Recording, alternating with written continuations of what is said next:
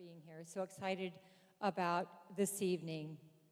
Of course, you know, here at St. Austin, we provide a Catholic classical liberal arts education, which trains the mind and hearts of our students. Well, we're privileged tonight to have with us Miss Colleen Richards, who is an expert in the area of liberal arts education. So excited to have her here to share with us that knowledge. Colleen is ICLE's new Director of School Services. She leads teacher training and school advising efforts around the country. After 17 years of teaching experience in a variety of Catholic elementary and high schools, 8 years ago, she was the headmaster of St. John Bosco Schools in East Rochester, New York. Colleen led the school's adoption of the St. Jerome Academy educational plan, training teachers and growing the school to double its size. In 2014, she led the opening of Chesterton Academy of Rochester as part of the new Chesterton Schools Network, making an institution an option for a complete Catholic education from pre-K through 12th grade. She earned her bachelor's degree from Canisius College, a master's from University of Phoenix in curriculum and instruction, and she holds a New York State teacher certification. Please join me in welcoming Miss Colleen Richards.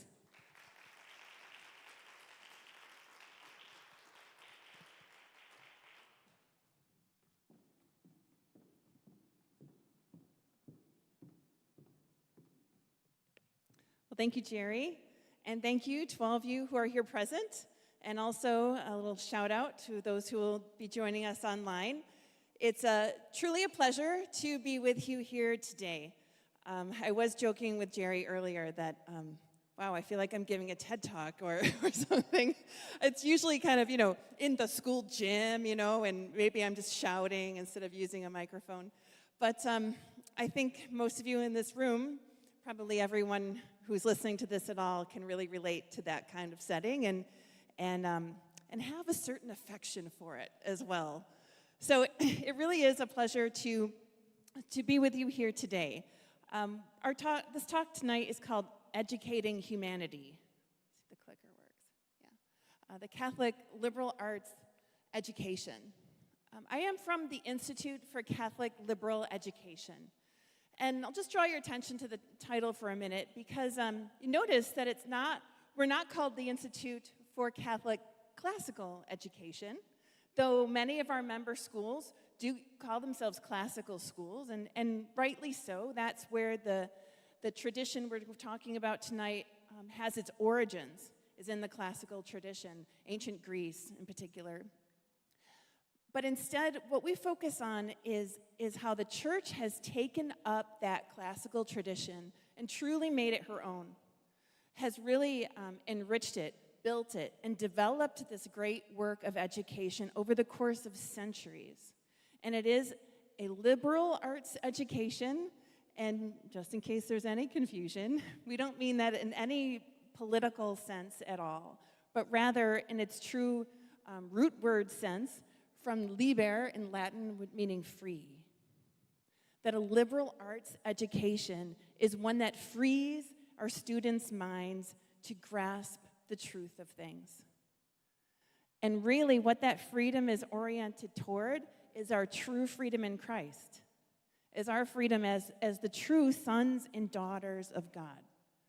So to have an academic program, a classroom academic program that corresponds to that lofty goal every step of the way is truly a blessing. And you here at the St. Austin School, I think you know that. I'll try to put a little more flesh on that tonight as we go along. But it's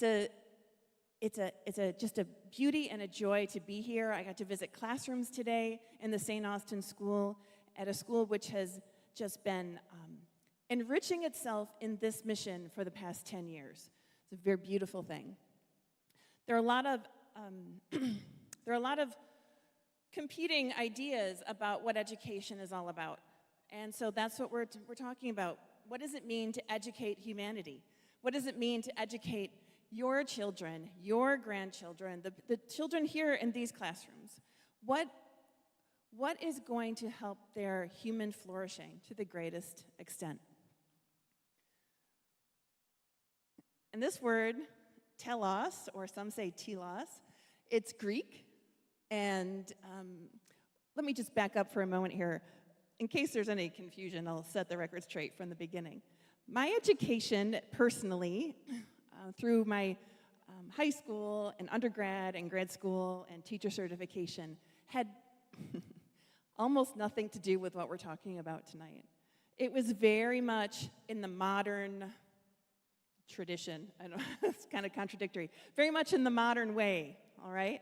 And when I started at St. John Bosco Schools in 2011 as headmaster, I looked around at a group of teachers, 2/3 of whom were new, and we all looked at each other and said, what is this kind of education anyway?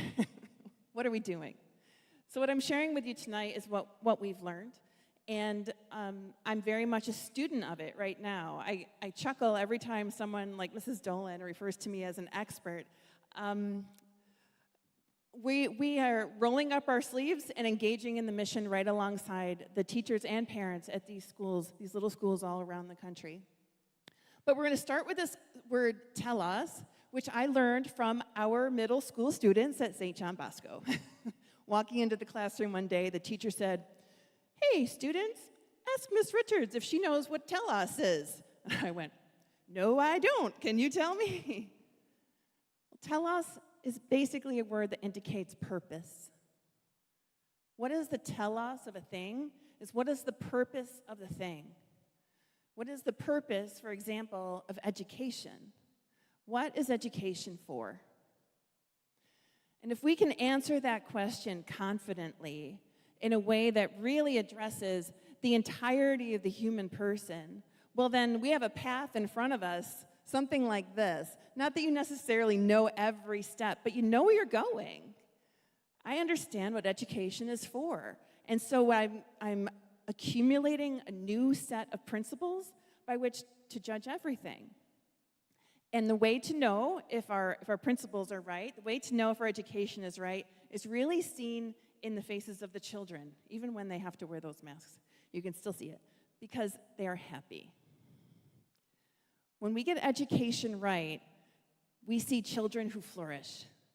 So having this understanding of what's our telos is really, really important. Many, really all parents, they want their children to be happy. They also want their children to be successful. And what does it mean to be successful, right? And that's the question that we have to ask over and over and over again. We want to prepare our students to be good citizens in this world so that they can be happy with the saints in heaven, as a saint in heaven in the world to come. So all of that has to do with telos.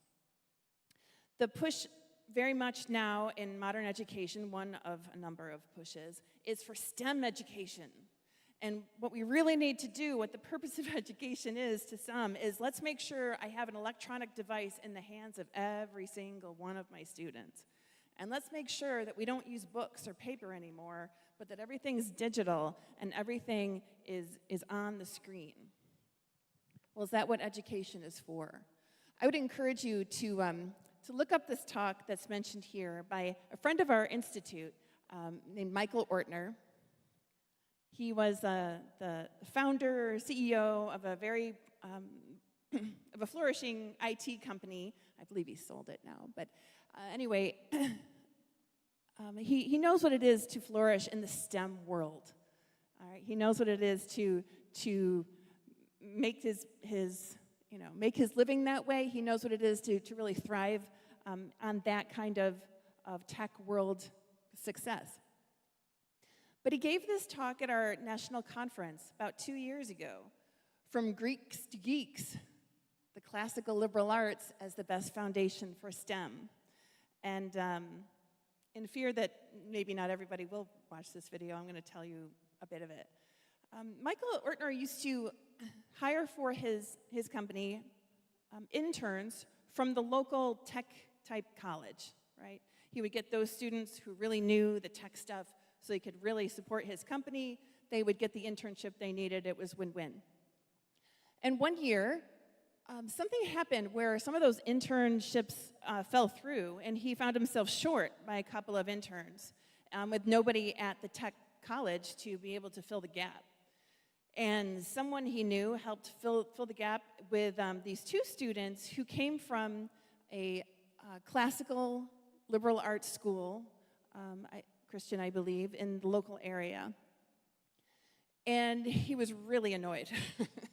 Whoever's job it was to line up the interns really blew it, and now he had two kids who don't even have a tech class in their school, and now they're his interns. And he tells a story in this video about the various ways in which these two students from the classical school outshone all the college students with their tech experience. How he discovered that he could put these students into customer relations because they could listen to people and speak to them and knew how to be hospitable and welcoming and problem solving that way, and also in the tech business itself. He described a project that hit his desk, hit Mike Ortner's desk, and he right before the weekend, and he went, "Oh, this is a tough one. This is probably going to take me 10 hours to get this project finished." Only to arrive Monday morning, I think around 10 o'clock in the morning, and have the finished project sitting in his inbox, done by one of these students from the classical school. And he tracked down the student and said, I really hope you didn't spend your whole weekend doing this. That's not what you're supposed to do as an intern here. He said, "Oh, no, I got here around 7:30. It took me a couple hours." It took you a couple hours. And reviewing what the student actually did, what the intern actually did, it was all right. It was all correct. And so since that time, Mike Ortner says he doesn't get his interns from the high-tech college nearby anymore. He goes instead to the ones who know how to think and to the ones who know how to learn, the ones who have been trained in the classical liberal arts.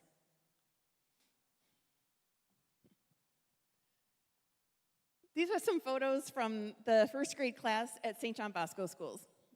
And you see a young lady over here who is just as strong as she looks, God bless her, at the first and sixth grade Olympics that they have every year. She's holding the torch. They do discus throw with a frisbee. They do chariot races on the little scooters, and the big kids pull the little kids with jump ropes, and just got to make sure you're not too close to the wall, that's all. But they study ancient Greece all year long. But I have this slide up here because of the quote that's listed, and I think this is from Plato. "The ignorant will always be ruled by tyrants." I first saw that printed in the hallway on that paper. You know, the lines are about this big, and they had the little dotted line in the middle, right? The first grade paper. And it said on there, printed out manuscript from Lucy, signed Lucy, "The ignorant will always be ruled by tyrants." So I tracked down their teacher at lunch, Mrs. Matina. I said, "What are you doing? What is this?" She goes, oh, you should have heard the conversation we had with the first grade, because this was in September. She said, "We started off the year talking about why are we in school with first grade." And the students gave some answers, what they thought they were in school for. And the teacher presented this statement, "The ignorant will always be ruled by tyrants." And really, there are only about 2 words that you need to introduce to the first graders. They can understand ignorant, and any of them who've had an older brother or sister understands what a tyrant is once you tell them what it means. And they also understand that they don't want to be ruled that way. It's alarming how relevant that is. It's kind of too bad that it is so very relevant, but it's part of the human condition. It's one of those truths about human nature that, the sooner our students know this, the better it is. What better motivation do we have to engage fully in our education than to avoid that? There really are higher motivations, but this one's going to work. This one's going to work with your students for sure. So what's to tell us? What's the purpose of education? How do we educate humanity? All right, why did God make me? right? Not only what is education for, but what's the human person for, right? What's the highest good that you want for your sons and your daughters? What's the highest good you want for your students, your grandchildren, whoever it is, for yourself? What's the human person for?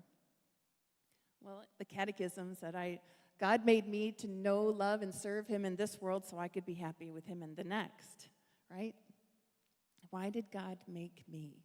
What does it mean to be human? And what does human flourishing look like in my family, in my classroom, in my community, in my country? What does it look like? The beautiful thing about this kind of education is that we're constantly asking our young people to consider those questions. What does it look like in my family, in my community, etc., when people are flourishing, are really doing well? Does it look like I am working from 6 o'clock in the morning until 10 o'clock at night every day? Is that what human flourishing looks like? Does it look like the exercise of the virtues? Certainly it looks like the exercise of the virtues. Does it look like I have loving relationships with my mom and my dad, my sisters and my brothers, with the people who live on my street? And how can we do that? It's one very, very important way that we do that to build those relationships. And we're going to talk about this a lot tomorrow too. We really have to restore the centrality of story. And I know that's something that is already being done at the St. Austin School. Got to hear some stories today, some very, very good ones. But putting story at the center of education is really going to educate the humanity of our students. Why? Well, I'm going to give you 3 reasons. Children love stories. We all love stories, right? We're still watching movies. We're still watching whatever. We're reading stories. We read the Gospels, right? We have the story of the greatest story ever told, the story of our Lord Jesus Christ. Children especially love stories. And if you tell a child a story, they're engaged, they're listening, they want to hear all about it, and they can tell the story back to you. They remember it. It engages their memory because they're interested and they care.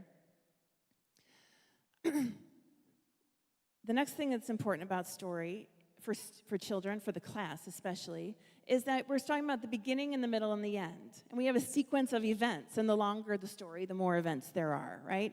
And so there's this intellectual thing that's going on as far as sequencing, seeing cause and effect, being able to talk about how did this character manage to do such and such, and why was this ending up this way? So there's an intellectual engagement with story as well. And the third reason story is so important for our students is that it's because of the moral questions that occur in every part of the story. Every story has a conflict. Every story has one decision being made after another. Fairy tales are famous for this. You can read a good fairy tale, and you might encounter 6 or 8 or 10 moral decisions on a single page. It's engaging these questions of what should so-and-so do all the time. What should this person do? What's the right thing to do? What's the prudence? What's the other virtues that should be coming into question here? And students are fully engaged in that, deciding how should we live. So what are we talking about here? Story is important because it engages the memory, it engages the intellect, and it engages the will, which you may remember are the 3 faculties of the soul. The 3 faculties of the soul are memory, intellect, and will. And just the thought that in my own classroom, I have the capacity to engage the 3 powers of the soul of the students in my classroom through the use of story is thrilling, really, to consider that, wow, in a Catholic school, I have this ability to engage the 3 powers of my student soul and leading them to Christ. And many times, as I said, maybe it is the story of Christ. Maybe it's a story about a saint. But maybe it's not. It could be a story about anything. It can be that fairy tale. It can be a story that was written before the time of Christ. It could be, you name it. Story's going to help to do this, to form the memory, intellect, and will of our students, so that they can be in right relationship with one another and with God. Oh, there we are. The importance of story. And the beautiful thing about it is that students love school because of it. So let me give you an example. When I started at St. John Bosco School, as Mrs. Dolan mentioned, we were adopting a new educational plan, the educational plan of St. Jerome Academy. It's kind of famous. You could look it up. It's a beautiful document. And so we were starting with kind of a brand new curriculum. And I remember that our middle school students were learning about the Civil War. That was what was coming up. And I was planning with a few of the middle school teachers together. We wanted to find a work of literature that was going to correspond with this period in history, and so that they could see the integration more fully. And naturally, we thought of Uncle Tom's Cabin, since it had such a historical significance, as well as being a beautiful piece of literature. And the teachers and I just looked at each other, and we went, I don't think they can do it. I don't think they're ready. I don't think they're really reading at that level. And we just looked at each other and we knew it was true. We just knew. So we ultimately decided, well, you know what? Let's get the books. We can read some of it with them. They'll be in the shelf. They'll be on the library. And future classes will use them, whatever. So the books came in. And the teacher started right in chapter 1. And I heard the griping. I heard the griping from the hall. We don't know what these people are saying. And a lot of dialect in there. So the teacher did kind of the usual thing and found the audio book, right? So the kids could start listening and start going, oh, maybe I do know what these people are saying, right? They kind of got over that hump to begin with. And some time went by. And I was standing in the hallway the day that the teacher said to the class, tonight you're not going to read chapter 10. Tonight, I'm going to tell you what happens in chapter 10, and tonight I want you to read chapter 11. And it was that kid that we all had in our mind when we said, oh, they can't do this. It was that kid who said, no, don't tell us. Don't ruin it. We want to read it for ourselves. I went, oh, my goodness, it's true. It's true what they said. That literature, it's only common sense. It's a whole work. It's a whole piece of art that should be presented to our students in its fullness, in its integrity, so it can be fully enjoyed. Would we take the Mona Lisa and cut out, just the smile or just the corner or just half of the face and say, I think this is all you can handle? We would never do that, right? We would never do that. And whether it's some mystery of the faith or a beautiful piece of art, or even a novel that may be a bit above them, we give it to them as the whole. And they learn to love that piece of literature, that piece of art, and they even go back to it in the future to appreciate it more deeply on a new level. So we definitely learned our lesson that day. And in contrast, I got thinking about what did I do in middle school, is I received the tome, the literature anthology. It's about this thick, and it weighs roughly 20 pounds, I do believe. And we carried that same book every day, all during middle school. High school, we had them too. And so what did we do? If we read Uncle Tom's Cabin, it was about 7 pages long, which was just enough time to experience the dialect and feel the frustration that I don't know what these people are saying. And then we'd spend a day or two on that, close the book, and go, I'm never going to read that one. And that was pretty much my literature experience through the whole literature anthology. It was kind of a lengthening of the list of books I'm never going to read. Unfortunate. And I'd like to read. Okay, I mentioned this. Pardon me, I got a little bit off the sequence here, but that's all right. All right, here in the center, we know who that is. Jesus Christ, our King, right? Who else do you see? Whom do you recognize? Say it out loud, nice and loud. Frederick Douglass, good. Who else? Esther. People, nobody gets Esther. I love the book of Esther. She's over on the left with the king holding the scepter out to her. Who else? Washington crossing the Delaware. Anybody else? Saint Cecilia on top in marble, yes, not denying the Trinity or the two natures of Christ. Yes, Blessed Miguel Pro, bottom right, Jesuit priest, I believe. Great story to read. What an enthralling biography you can read about him. Okay, let's see. Bottom right are the ships before Troy. I think Florence, somebody said it, I think. Florence Nightingale, she's in there. Marcus Aurelius is in the top right, and on the top left, excuse me. And on the right side, one of my favorites, that's King John Sobieski of Poland, who saved Vienna when it was under siege from the Turks, even though it was going to be bad for Poland for him to help out Vienna. But he did it to save Christendom. So, a lot of heroes we can tell our children about, a lot of stories that we can use to enrich their souls. And those were stories of history, but we have stories all over the place, right? From Scripture, from the fairy tales, like I mentioned. One that our teachers really raved about, Pinocchio, the original Pinocchio by Carlo Collodi, the seminarian, actually. Went in the Willows, C.S. Lewis, the Chronicles of Narnia, the Odyssey, Iliad, Aeneid, Aesop, the Divine Comedy. It's funny, one of my first hires as a head of school, I hired a teacher who had never really been in an elementary school. She had been homeschooled her entire life until college, went to Providence College in their Western Civilization program, and I threw her into the 4th grade. Here, teach these kids. So the funny thing about it is that particular teacher did not know what 4th graders could not do. And she taught us all a lesson that 4th graders could do a lot of things that we had no idea they could do, including they were reading parts of the Divine Comedy, the Anthony Esselin translation, which is pretty impressive, and understanding it and enjoying it.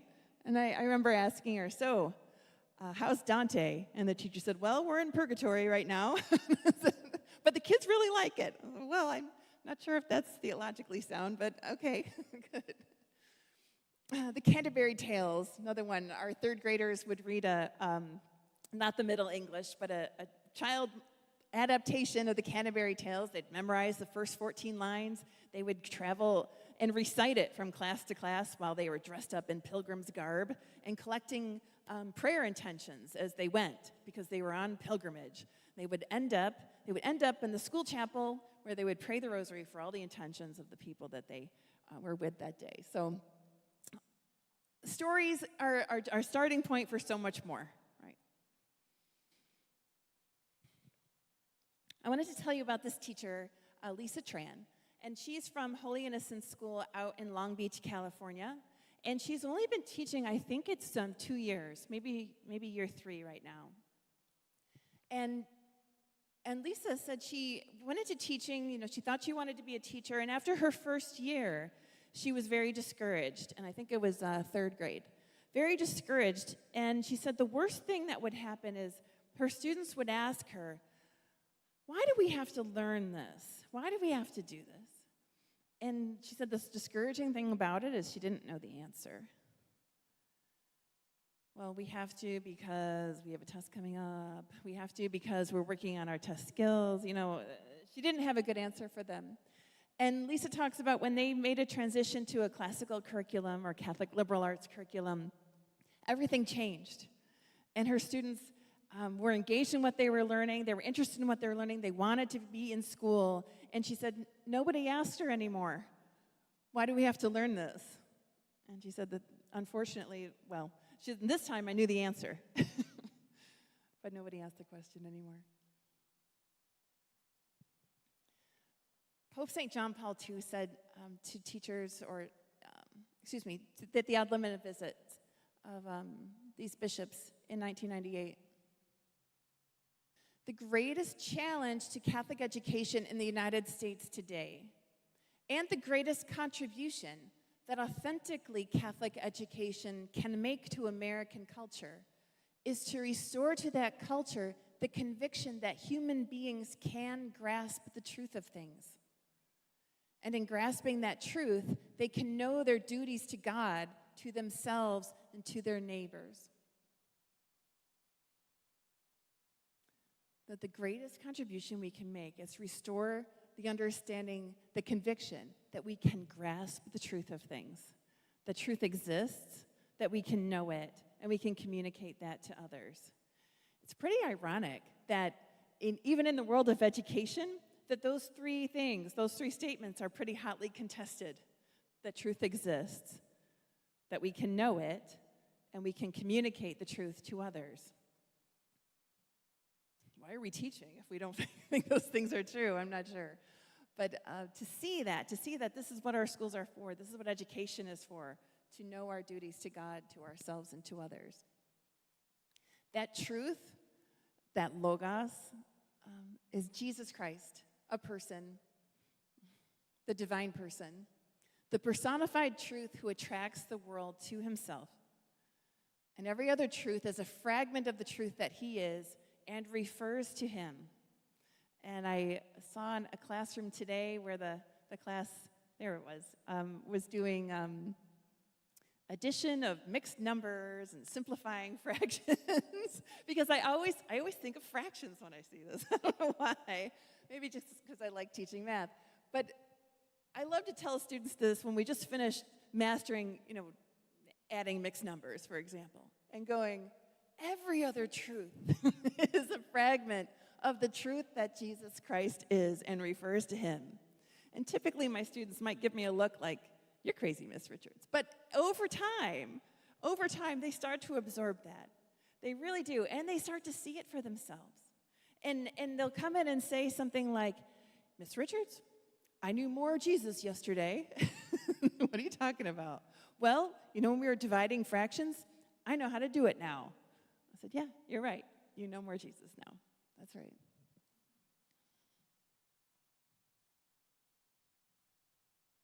I'd just like to share this as a great diagram to show about the philosophy of this type of education.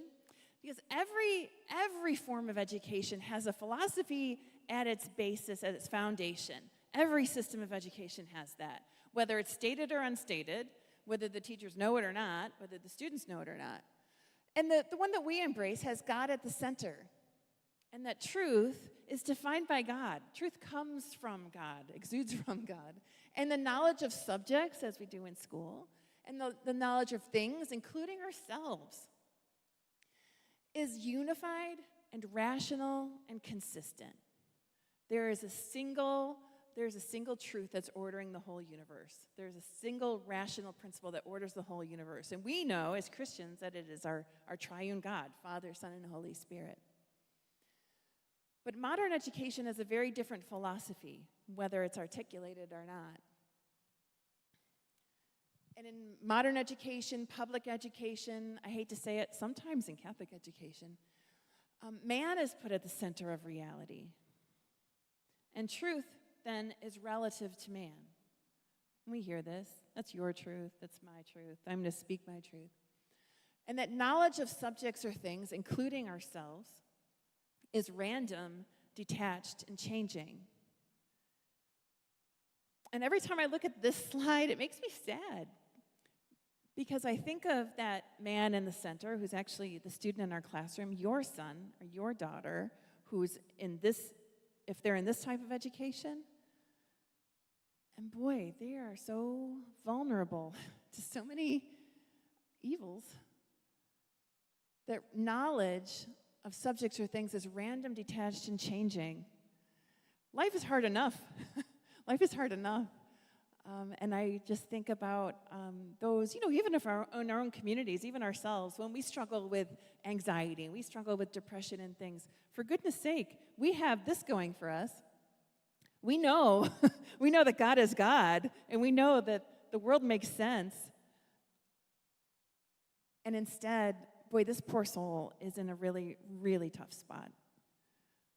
So we need our students to grow up and do this and share this message with others. What do we teach in these schools? Well, heaven and earth are full of his glory. So, what we think of as science is the content of the world God made, but also in history in a very strong way. That's his story. We know it began, that God created the world in whatever manner he chose to do it, but God created it. We know he's going to come again at the end of time, and we also know there's a center, that God entered our world, he became incarnate, he became one of us. And all of our individual stories and the stories of countries and city-states and all of that, and kings and queens and ordinary folks, right? Like our students themselves, all of our stories are part of that grand story, and every student has an important role to play in helping them discover what that role is. There it is. This is a timeline. These people should really pay me a sponsorship or something because this is a product that I'm promoting. But it's a 23-foot-long timeline. Great thing that I used to have in my own classroom. And it shows what I just described, that there's the beginning. It shows the whole genealogy of coming up before the birth of Christ. That circle is where you see Christ on the cross, who then rose from the dead, ascends to his Father, and it doesn't have the ending on it because it's only stuff that's happened so far. But it comes up to pretty much the modern day, about the year 2000. Beautiful thing for our students to study because they start to think, what is it that I'm supposed to do? What's God calling me to do? So we reclaim our story, the saints, their contributions, and St. Thomas' philosophy, St. Albert, who was bishop, but also a natural scientist.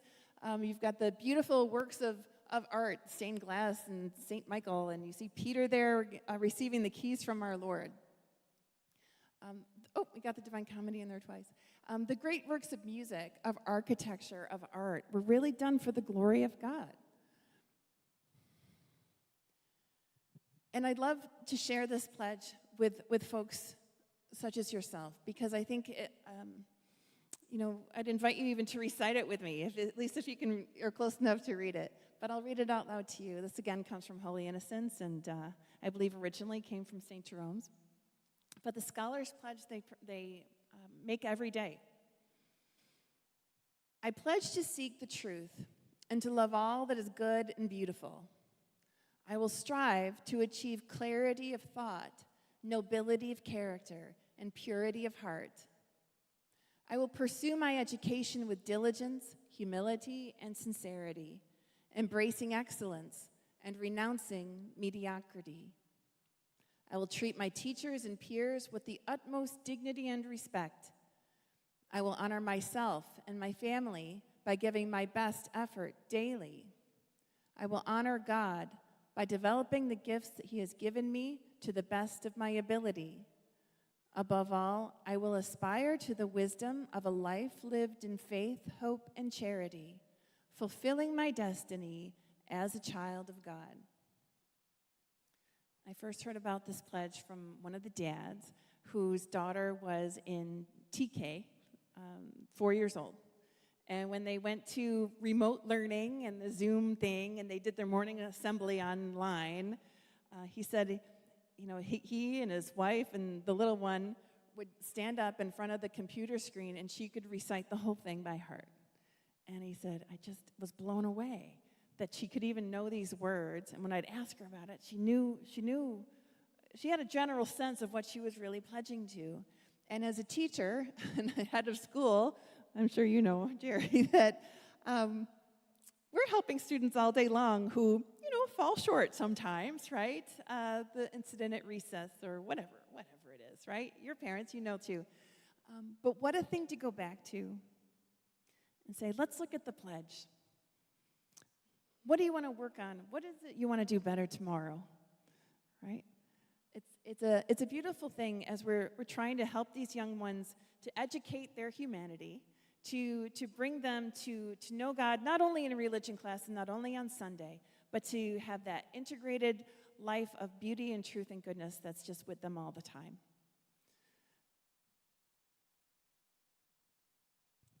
Aristotle, pictured here in this image of the School of Athens, said, all men by nature desire to know.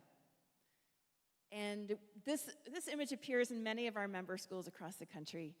It represents, the search for truth, the classical, seeking to know the truth. But when you go to the Papal Palace, where this is painted on the wall by Raphael, it's one wall of 4.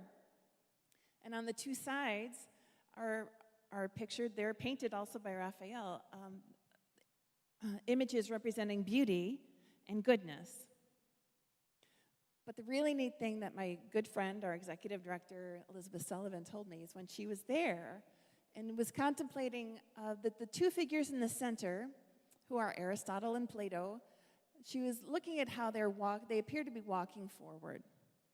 Where are they going in this search for truth? And eventually she turned around and looked at what they were facing and what they were walking toward. And it's this one by Raphael, Disputation of the Holy Sacrament. They're walking toward that other transcendental, the One, right? That one, that divine one who loved us so much, he became man and stays with us now in the Blessed Sacrament. The angels and saints, all heaven and earth adore him. So if we're educating humanity, I think the people in this room who are listening to this video know it's not really about the test scores. It's about knowing Christ, knowing themselves, and knowing one another. As we see in 1 John, he gives us our tell us, puts it out. Beloved, we are God's children now. It does not yet appear what we shall be, but we know that when he appears, we shall be like him, for we shall see him as he is.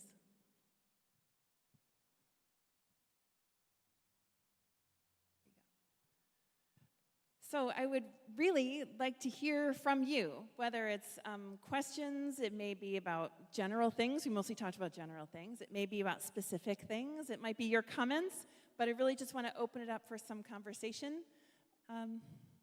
So don't be shy. Yes.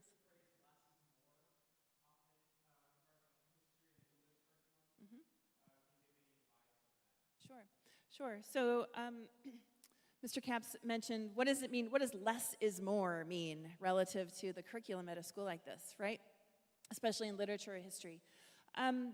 Less is more is very, very true. We want our students to be able, I'll put it this way. I feel very strongly, I know very clearly that we are trying to teach our students to judge things well. And while the world wants to say, don't judge me, don't judge anything, well, the reality is we are called upon to judge constantly. We are called upon to assess ourselves constantly and judge whether did I just do right or did I just do wrong, right? How can we improve ourselves? So I'm getting your question, really. So we're constantly forming our students' judgment.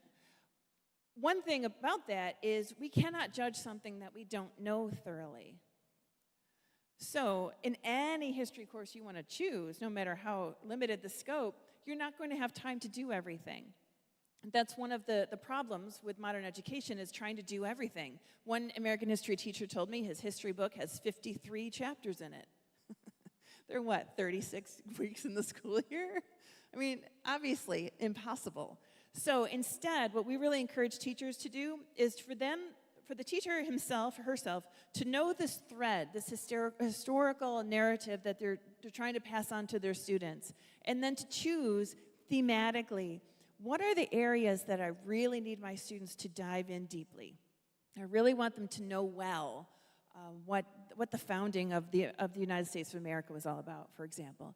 The students would be very much better served to know that very well than to know all the dates of all the intolerable acts, et cetera, et cetera, et cetera. I mean, they should learn dates too, but the idea is that to know something well means then I'm better able to make judgments about it. Right? And so it gives them that deep knowledge, but it's also a habit of thought. The other thing I have learned is that I cannot judge something that I don't know well. And it's important for me to know certain things well. And also I think it teaches them that we have to make choices, right? To choose is to renounce. So when I choose to dive deeply into the founding of the country, there's something else in the table of contents that has to go. Because they're not going to come to school all summer. Does that help?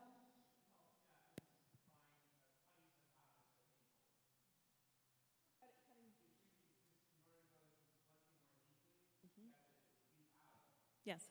It's exactly that. In order to go deeply into this, I have to leave something else out. And so, one thing that a lot of teachers might do is kind of a culminating project at the end of the year. They might say, all right, you're each going to do your individual research project, and here's a list of 10 suggested topics. Or maybe this is your list to choose from. Or maybe you give them some choice. And then they present to one another. But an advantage to that is that you're exposing your students to all these things that they should also want to know. And when you say out loud to your class, I wish we had time to go deeper into this, because man, I love the story about John Brown. And then, and say it to them right before Christmas vacation. Say it a few times. Make it a teacher propaganda campaign. Because what you're doing is you are fostering wonder in your students. Like, oh, Mr. Capps thinks this is really important. And then, see what they come back with. I know one teacher who asked her second graders, it was the pastor of the parish who was pushing the second grade teacher to do the funeral oration of Mark Antony from Julius Caesar with second graders. And the teacher was like, okay, Father, well, maybe next year. Okay, Father, maybe next year. Well, he finally just pushed, and she knew she had to do what Father was asking. So she brought it up with her class and started talking about the story of Julius Caesar. They had already been learning that in past years. But she brought out this text of this funeral oration, and they started talking about it and kind of reciting the first couple lines to learn them and learn what they mean. Well, then they had a blizzard, and school shut down for 4 days, I think it was. And when they came back to school, one of the second graders said, Mrs. Jones, I know that thing you gave us.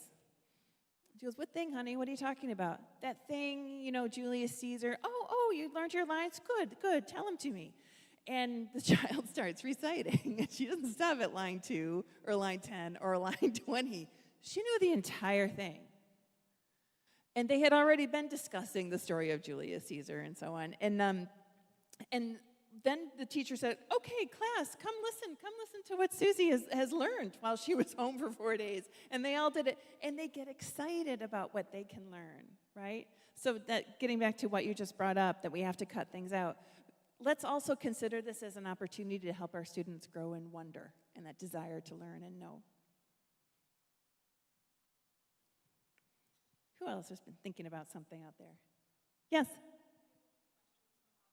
Oh, good, from the chat.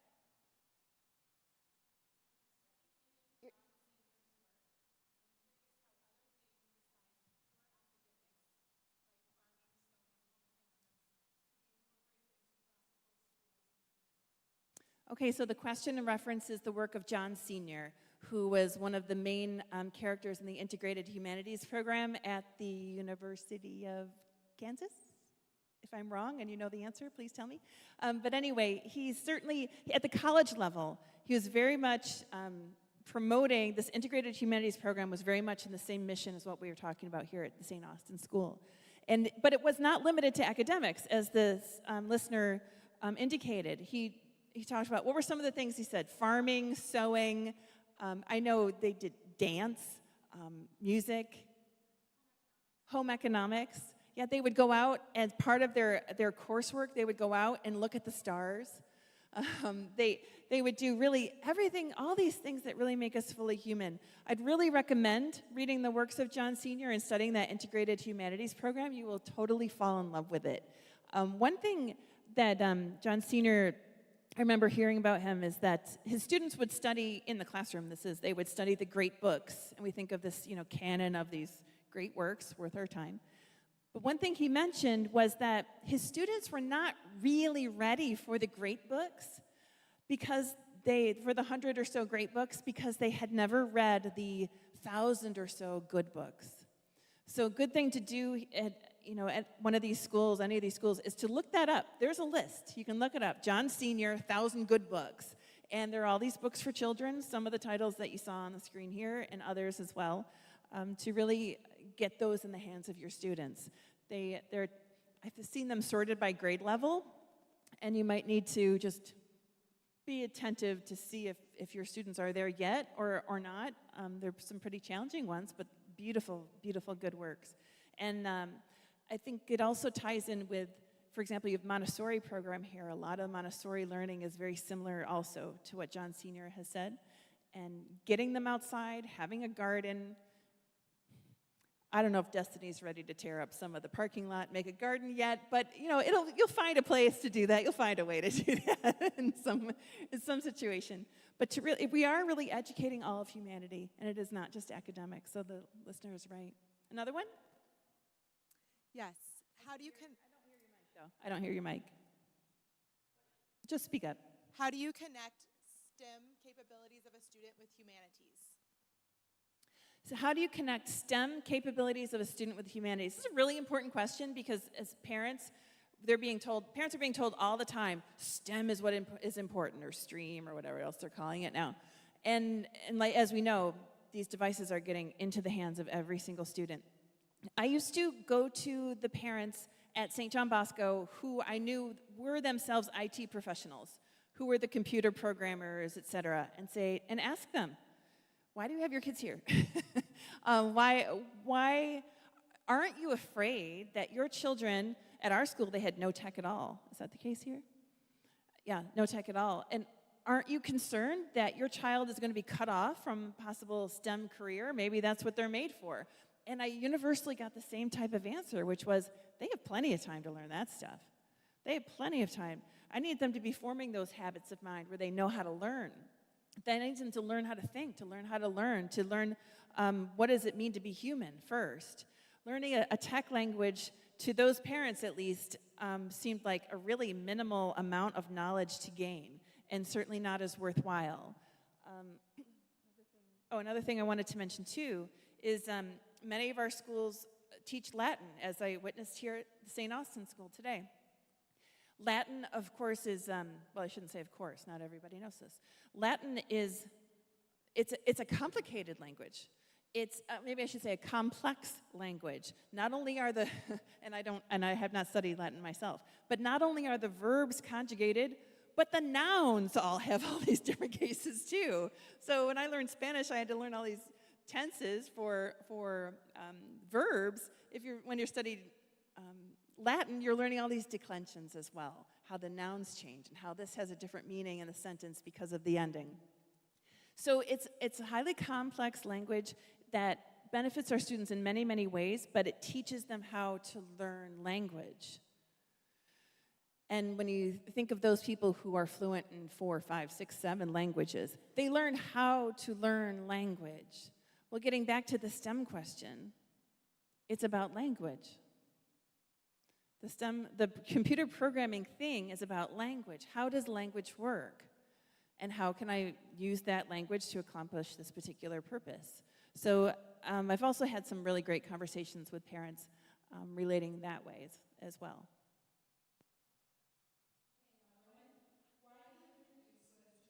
Considered adult literature, like the Divine Comedy and the Iliad, to children at such young ages? Are there other more child-level works that are considered classical that could be as effective in conveying some of the adult ideas presented in more mature works?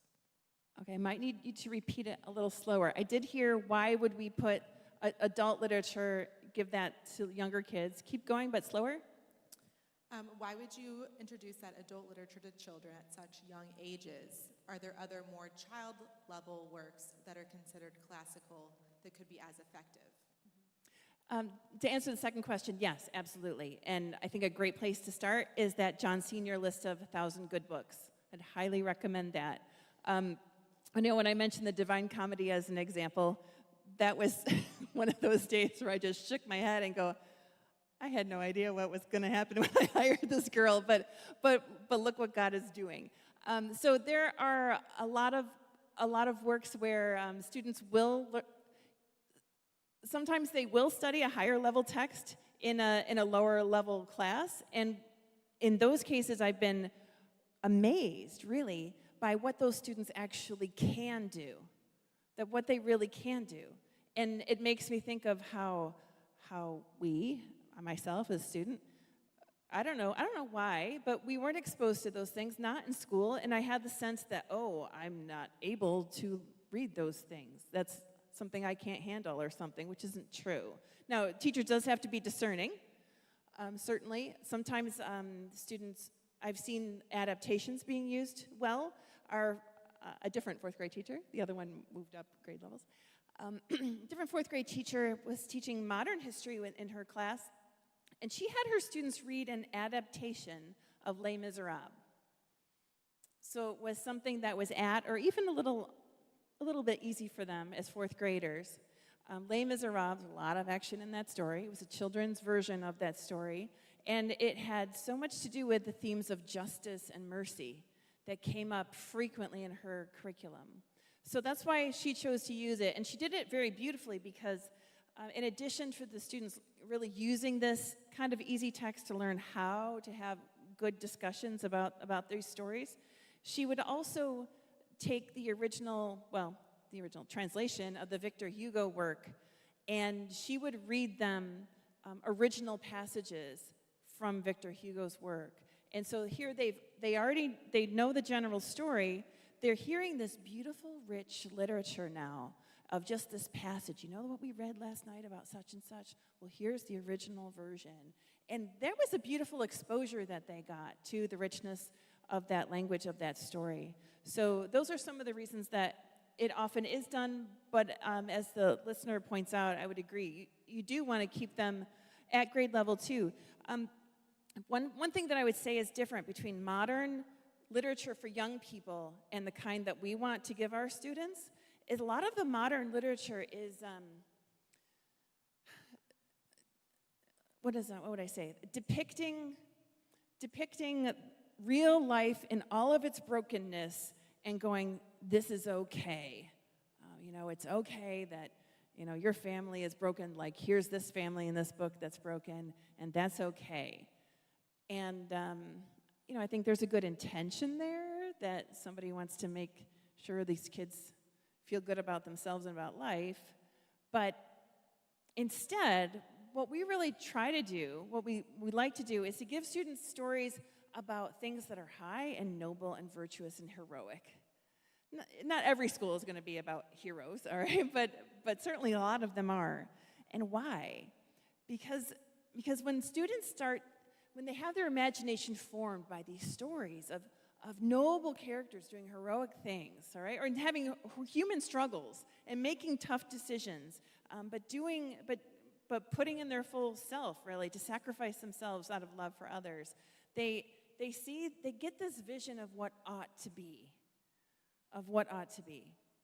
And as they mature, they also gain more and more knowledge of what really is, right? And there's a gap between what is and what ought to be. But that's where inspiration happens, between what is and what ought to be, right? That's, again, finding their place in history. This should be better. This shouldn't be this way. What are you going to do about it? It's kind of a different approach to, we see students being pushed into a certain type of activism in modern world, which I don't think is good. Well, students learning to take action for the good is very good. And giving them real heroes and giving them these beautiful examples is one way to do it, whatever the literature choice.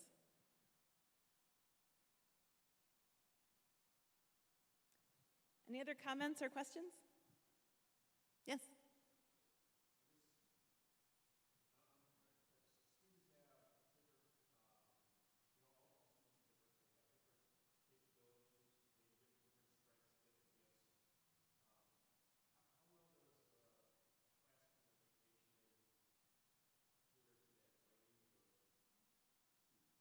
No, that's a great question.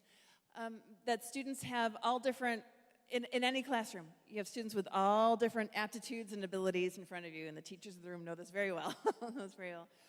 What I have seen as the difference is that in this classical liberal arts education, it is so deeply human. The academic content itself is so rooted in things that matter to us, is that it engages students' interests at a much higher level. And right there, you're starting to close the learning gap, right there. Now, as far as students who have an IEP, individualized education plan, perhaps there's a learning disability, parents have questions about that. Whatever supports your child has in their IEP before it was a classical school or before your child came to a classical school, they're going to have all of those same supports in the IEP once they go to a classical school. So all those supports, consultant teachers, services, et cetera, those don't go away. What I found as a school leader is I started working with those service providers differently, asking them to we would talk more about the approaches they were using. I don't really want that student to be handed an iPad for half an hour and that's their service time, because that happens. All right, so we would have those conversations so the education just spreads. But in general, we found that the content is so engaging that those students just do better naturally. Like the kid saying, "Don't tell us." One more question from online. Yes. The questioner says, STEM is more than computer language. It is engineering and sciences. Do humanities help with ethical decisions in STEM-related expertise? Okay, so I missed one part. It is not only languages, it is something and science. It's more than computer language. It is engineering and sciences. And then do humanities help with ethical decisions in the STEM field? With what decisions? Ethical decisions? Ethical decisions? Absolutely. Yeah, I think the listener hit the answer right on the target. So, right, as we've been discussing, that all of this kind of education is geared for how can I live the human life that I'm called to live? How can I live a good human life, the good life? How can I do that? Not in terms of how many cars are in my garage, but in terms of what does it mean to be human and how am I fulfilling that? So the student who carries that into any field is the one person in the room, maybe the one person in the company who thinks like that, right? Should we use technology to do this? I mean, that's a huge question in just about many, many applications that we hear about in the news and read about in magazines. Should we use technology to do this? Should we change the human DNA so that person is something that has been biologically engineered? Is that something we should do? All right, that's a STEM question. It's not a computer question. Should we, so many things in medicine. Should we do cloning if that means that somebody can have an arm who didn't have an arm before? Should we do, all of these questions that are deeply human questions? We're in big trouble when the technology gets out ahead of our understanding of what does it mean to be human. So I think that listener really provided the answer. It's the ethical, knowing the human side of it that is so very valuable.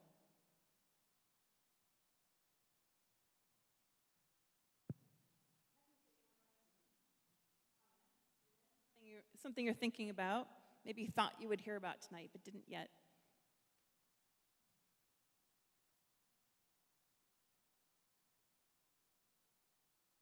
Yes?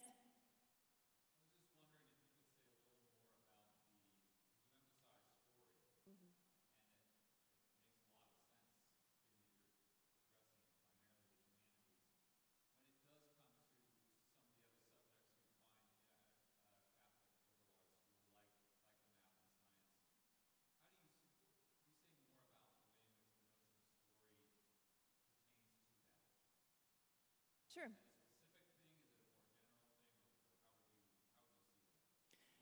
It's a combination of things, really. I mean, some of it is really basic, like in classical schools, we emphasize memory, therefore students learn their math facts by heart, right? I mean, that's pretty basic. Everybody used to do it, and it's a good thing to do. So there's that. Another way of bringing this in is really bringing in the story of the mathematicians themselves, of the scientists themselves. A lesson I just did with a faculty recently is we took a book written for kids about Archimedes, and it was where he claimed that he could move the earth itself if he had a lever and a place on which to stand.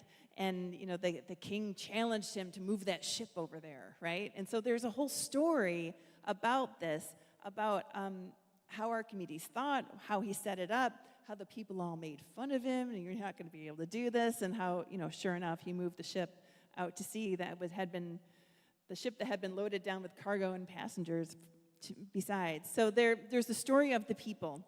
And that goes along with history, and that goes along with this idea of all of the truth has a unity about it. The other thing that I really like to do as well is to bring in some of the, and I've done this kind of a way of peppering it into the class. I haven't myself threaded it the whole way through, but what I like to do is bring some very basic things to the math class occasionally and say, okay, today we're going to do something different. Put your math book away. You know, we hand out the compasses and have my students try to make a circle. It's pretty hard when you haven't really done it before. And as they kind of get the hang of it and swing around, we say, can you make a perfect one? And some of them think they can, you know, but my point is, no, you can't. So I'm going to go out and look for all the flaws, and every single one of them has a flaw. And I ask them, have you ever seen a perfect circle? I say, well, the sun's a perfect circle. Oh, really? Have you ever seen solar flares? Well, what if you cut down a tree and, you know, then there's a circle? I said, come on, look at tree trunks. They're not really circular. Well, how about a telephone pole? All right, let's cut one of those down in your imagination. Is it a perfect circle? Well, what about a machine? You know, something's done by a machine. I don't know. If I had a really powerful microscope, telescope strength microscope to look at that, do you think it's absolutely perfectly circular? Well, no. So how do you know?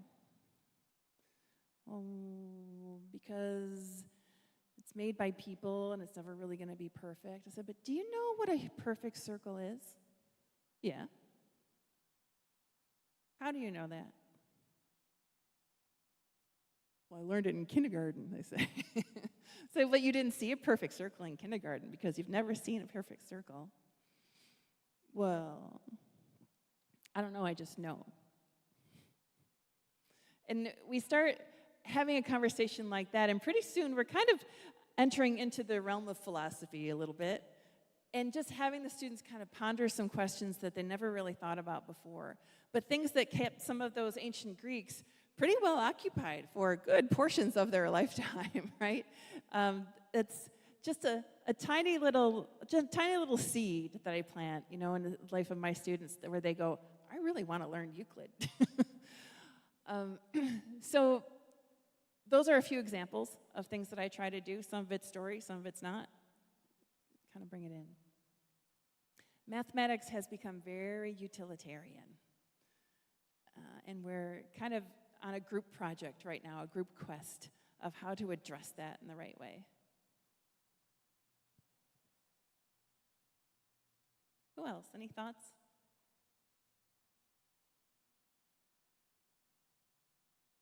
Yes. In a secular world that's becoming increasingly godless, do you feel you're swimming upstream, or do you feel you're going with the momentum as you're talking the way you're talking about the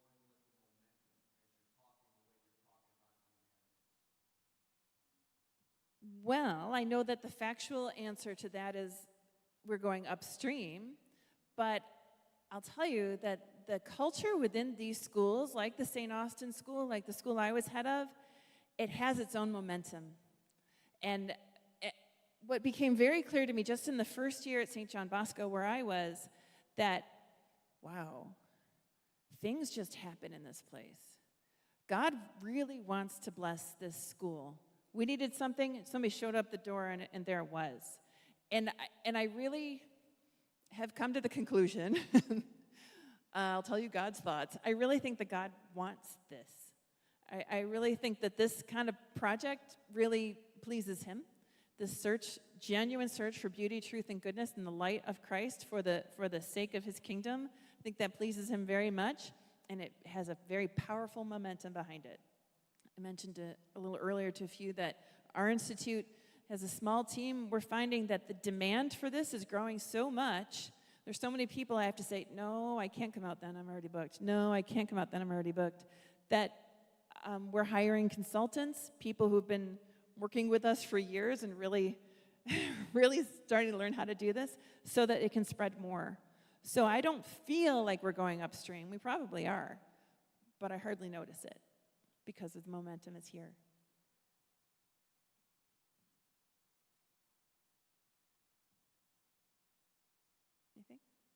So I'm happy to talk with anybody after, if that would be helpful to you. It's been a pleasure so far, this visit to the St. Austin School. I really look forward to working with the teachers tomorrow.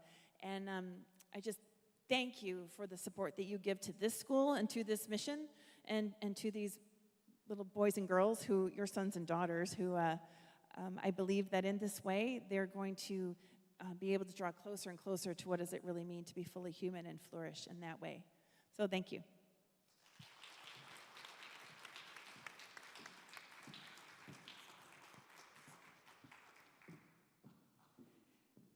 Okay, I just want to say thank you so much, Colleen. I look so forward to being with you all day tomorrow with the faculty.